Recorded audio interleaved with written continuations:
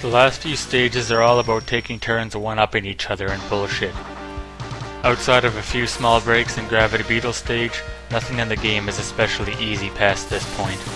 And nothing that looks like an autistic clown who makes a living sucking a mean cock should ever be a valid threat, but that's a long, aggravating level away.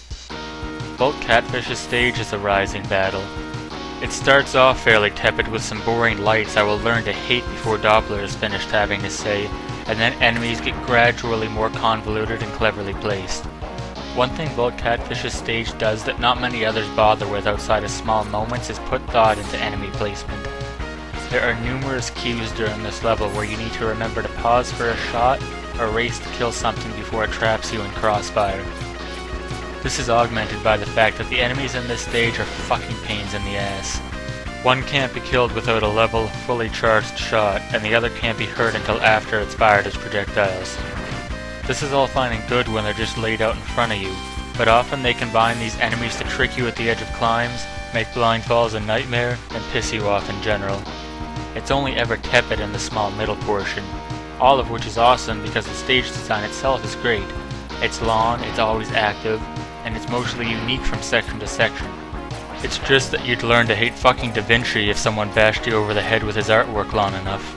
This stage gets very old very quickly when you are routinely sent back to the start by the boss, who is, after you've gotten the stage down, the only thing that's ever going to end an attempt, ensuring a consistent and seemingly perpetual limbo of wasting the maximum fucking time for every failure. Everyone who's played this before knows Bolt Catfish is a luck-driven pain in the ass. It's a little hard to convey how this is worse than tenfold by not dashing. On a more light-hearted note though, we have Bit's very special friend. Evidently being of a very poorly maintained samurai's backdrop, Mr. Bushida here mistakes an honorable fight with ramming the wall in the same fashion. Over and over and fucking over. About the riskiest part of this battle is trying not to fall asleep fighting your 10th variation on this charge dynamic that's worked so well in the past and all.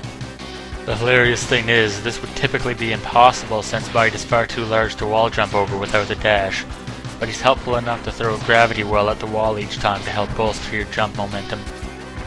Winning strategist that he is, Bite still falls rather quickly. We'll be seeing him and Bit again in the first Doppler stage where he actually contributes an attack that's halfway useful to them. And now, welcome to Hell. I love this stretcher level, it's probably my favorite out of the first 8. The place is a twisting maze, and there's thought put into enemy placement. It's spammed, but not to the mindless effect of X1 where you just take out 10 enemies with one charged shot like a slightly more sadistic version of bowling. Many of the drops in this section have very cruelly placed enemies, and it's a simple thing to plow into them blindly. They're also usually positioned to come on screen in such a way that stray shots will often hit you unless you know to expect them or you keep your eyes trained. And this upcoming maneuver around the traveling sparks can bite my fucking ass. A few more pauses and we come to the end of things. This is a very fun level overall. It just, like most things, ruins the fun when you have the planning down in the first 2 attempts, but need to repeat ad nauseum anyway. It just turns into a chore. Bolt Catfish makes sure of that. This fight even being possible without the dash comes from, what else, shitty hit detection. His triple triad attack is bluntly impossible to deal with through the normal fashion. Bolt Catfish launches himself around the room very quickly, and between his large sprite, the fact that he can choose between the ground spark and triad completely at random, and the very involved nature of the latter attack, means you need a workaround to deal with all 3 issues at once. Well, standing just shy of Catfish will send his triad right over your head, in which case it's a simple thing to just jump over the refuse when he sucks things back in. The immediately obvious issue is that you always need to be standing right next to him, because you never know what's coming, and the ground spark travels, well, along the ground. All you have to cue you into this are the subtle differences in animation. The first portion of the battle usually lasts 15 or so seconds and looks completely unimportant. It killed more attempts than the second half by about 3 to 1. I can't stress how insanely annoying this fight becomes without you having tried it yourself. Conversely, the second half speaks for itself like it always does.